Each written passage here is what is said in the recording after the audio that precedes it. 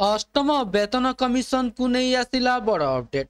केंद्रीय सरकारी कर्मचारी को मिलिबो बड़ लाभ। तेबे कौन रही संपूर्ण अपडेट आसंतु जानिबा। ता पूर्व वीडियोटी को लाइक और शेयर करी चैनल टी को सब्सक्राइब करिबा पई अनुरोध।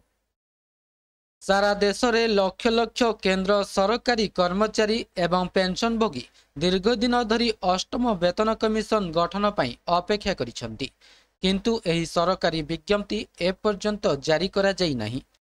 एबे केंद्र सरकार संसद रे एही विलंबर कारण स्पष्ट भाव में कहिसेंती।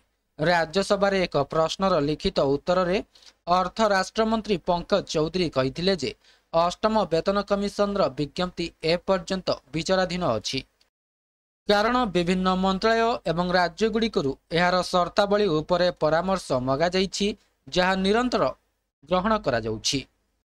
परामर्श पठाइबा पई 17 जनवरी एवं 17 फेब्रुआरी 2025 रे प्रतिरक्षा मंत्रालय, स्वराष्ट्र मंत्रालय एवं समस्त राज्य को चिठी पठा जाइथिला। समस्त इनपुट प्राप्त न हेबा जाय विज्ञप्ति जारी करा जिवो नाही। सरकार प्रतिश्रुति देइछंती जे यह यथा समय रे जारी करा जिवो। मंत्री स्पष्ट करिछंती विज्ञप्ति जारी हेबा परे ही कमिशन रो अध्यक्ष एवं अन्यान्य सदस्य को नियुक्ति दिया जिवो। अर्थात एजाए कमिशन गठन हुई नहीं, किंतु प्रक्रिया एपर्यंत प्रारंभिक पर्यायर अछि। केंद्र सरकार चलित वर्ष जनवरी 2025 रे अष्टम वेतन कमिशन गठन को अनुमोदन करिथिले।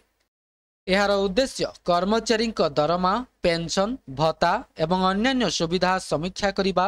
खबर अनुଯାयी सरकार आकलन करिछंती जे अष्टम वेतन कमिशन रो सुपारिश 1 जनवरी 2026 रु लागू करा जाई पारे।